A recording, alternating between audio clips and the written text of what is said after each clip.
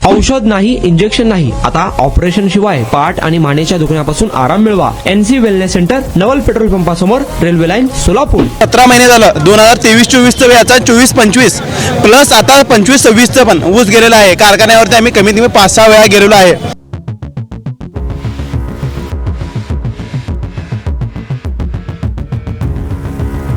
फसवून ऊस नेलाय साहेब. गोकुळ शिंदे यांनी आम्हाला तुम्हाला आता यावेळेस बिल तटू देत नाही म्हणून आम्हाला पूस लावून त्यांनी ऊस नेलाय.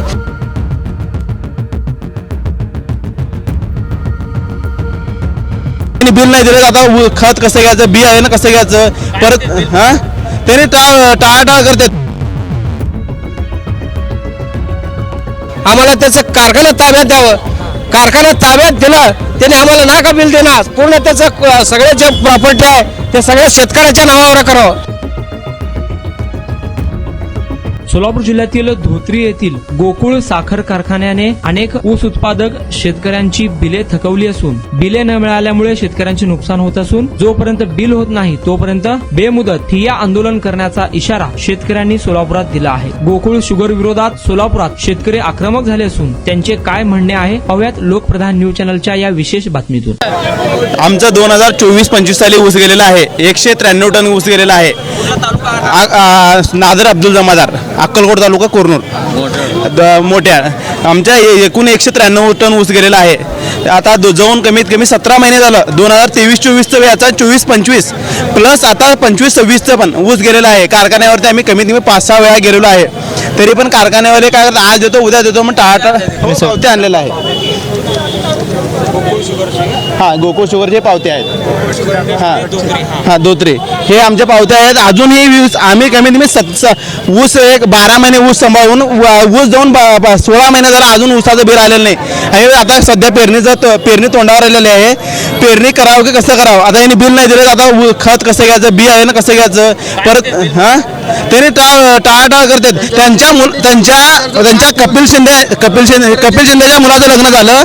कपिल शिंदेचं लग्न झालं. त्यांचं विशाल शिंदेचं लग्न झालं. एक ताट 4,000 रुपयाचं जेवणाचं होतं. यांनी शेतकऱ्याचं देत नाही पण लोकांना 4,000चं ताट देतात. ह्याने असं करतात. ह्याने फसवाफसवी करायला. जोपर्यंत बिल मिळत नाही तोपर्यंत उठणार नाही. जोपर्यंत बिल मिळणार नाही तोपर्यंत उठणार नाही आम्ही इथून. नाही. जय जवान जय किसान. हा इथं जेवण करणार. 24 तारीख लग्न आहे. 5 रुपये टक्क्यानं पैसे काढलो बाहेरनं. आज देतो उद्या देतो. मग गावातले काय पुढारी तिथं जाऊ नये म्हणून किती तर आम्हाला हे केलेत. आता कुठले दबाव काय घातलेत. आता कोणीही पुढारी येत नाही तिथं. आमदार कोण नाही. वालीच कोण नाही. वालीच कोण नाही. शेतकऱ्याचा वालीच कोण नाही. आता शेतामध्ये कुणाचे आई वडील राहतात, कुणाचे आई वडील नसते, ती कुणाच्या नावावर जमीन नसते. आज पैसे घालते काम करून दिवस काम करून तिथे रुपया घालून ऊस जगवतंय आणि कारखानदारच्या गळ्यात ऊस नेऊन घालतंय. आणि ह्यांनी बिलं ताटवून घेतल्यावर पुढल्या ऊसाला कुठले घालायचे पैसे शेतकऱ्यांना. आमदार खासदार कोणाला मदतीला आमदार खासदार कोणी मदतीला येणार झाले. ते हरामखोरचे प्रॉपर्टी विकून तर 5-5 एकर जमिनी घेत आहे. ह्या शेतकऱ्याच्या जीवावर पैसे गोळा करताय. त्या दहीटना ते अक्कलकोटपर्यंत जिमनी रोडच्या कडेनं जमा केलंय. इथं प्रतापनगरच्या बाजूला 80-90 एकर जमीन गोळा केलंय. सगळी जमीन. तुमचं वय किती आहे? वय माझं 75 काय तुमचा बी ऊस गेलाय का? गेलो. किती टन गेलाय? माझं 126 टन गेलं. आलंय का बिल? नाही आलं. किती लाख यायचे? किती यायचे अंदाजे रक्कम माहिती आहे का? 3-3.5 लाख रुपये. काय म्हणते गोकुळवाला? द्यायला तयार नाही. कसं घर कसं कसं चालावं असंच या वयात देखील आंदोलनाला बसावं लागतं. ना विलाज काय करा. विलाजच नाही साहेब. त्याला काय करायचं आता. आम्ही आता 100दा त्यांच्या पत्र जाऊन आलोय. त्यांच्या कारखान्यावर गेलोय. 2 वर्षाचं आमचं बिल अजून राहिलंय. आता माझं गेल्या वर्षी बी थकेल तर ह्या वर्षी बी आणि ऊस काढला. 240 टन ऊस गेले तरी 1 रुपया द्यायला नाही. कारखान्यात गेलो सगळ्याला सांगितलो. त्याने फसवून ऊस नेलाय साहेब.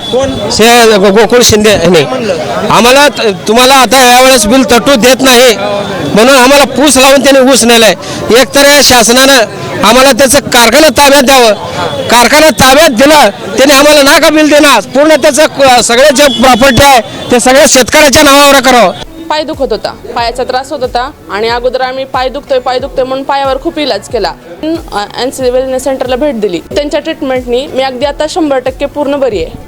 आणि मला बरेच दिवसापासून मानेचा आणि पाठीचा खूप त्रास होत होता. मी आता कुठली ट्रीटमेंट घ्यावं ह्या संदर्भात मी एनसिस ह्यांचे व्हिडिओ बघितले. इथे आल्यानंतर मला सरांनी आणि निकिता मॅडमनी ह्याच्याबद्दल जी काही माहिती दिली त्याच्यानुसार मी इथे ट्रीटमेंट घ्यायला सुरुवात केलेली आहे. त्या ट्रीटमेंटने मला 5 दिवसातच इतका फरक जाणवलेला आहे. माझ्या मुंग्या पूर्णपणे कमी झालेल्या आहेत.